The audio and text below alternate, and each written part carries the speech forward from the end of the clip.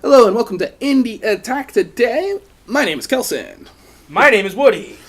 We are continuing Speccy Jam Week, and we're checking out the game Spectrum Wave today. And this is by Steve Burgess at Trial by Fun, which is a hilarious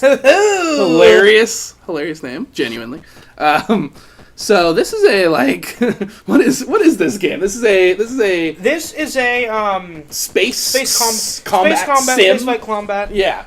3D, surprisingly. Yeah, 3D. Because with wireframe graphics. Right. So, it's very reminiscent of, early Star Fox, where, your camera is behind your ship.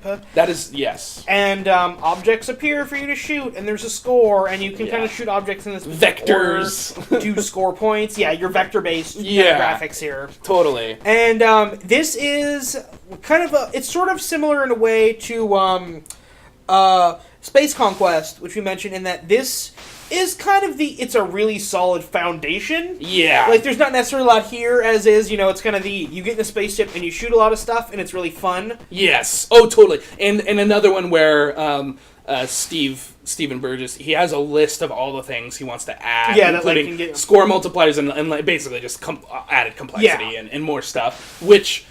please do more, sir, because we both were just enamored. Yeah, this was really fun.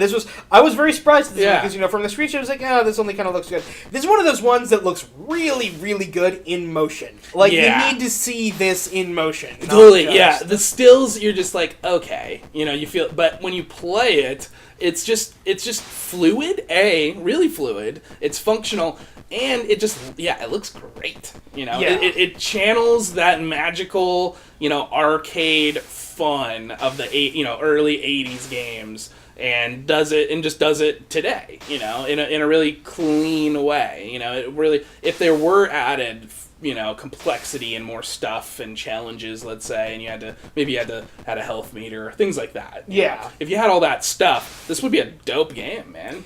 Yeah, this is definitely one, as it is right now, like we said, it's a pretty simple game, but it's still really fun to fly around in. Yeah, I would say this is worth just playing for at least a few minutes. Yeah, this worth checking out, and the final version is going to be definitely worth playing, once all these features get added in. For sure, yeah, but, otherwise it's just another one that's just, gloriously good-looking, for what it is, in that that limited color palette, limited this resolution. one really succeeds with the limited color palette. Yeah, because it's red. The main color, it's red on black. Yeah, and, your special items they bring in, they're blue. Your targeting is yellow. And, I just say, the shots, they feel nice. It feels nice to hit stuff and make stuff blow up. Yeah, which can be kind of a rarity. Yeah, for older school games. Yeah, and the way things explode, it's just like a nice space dust effect, Yeah. And also a little feature that he does have is the lock. You can charge and lock in, and you can see sort of what the potential is because there's connected chains of DNA strands of enemies basically, and you shoot them and they all blow up, and that's cool. It's I can see he's going somewhere with this. Yeah, there's places this could advance to. I would say it's not a must-play but once all those features are in place, it's a definite play. Yeah, it's not gonna change your world, but it's definitely a nifty little engine in Spectrum Wave.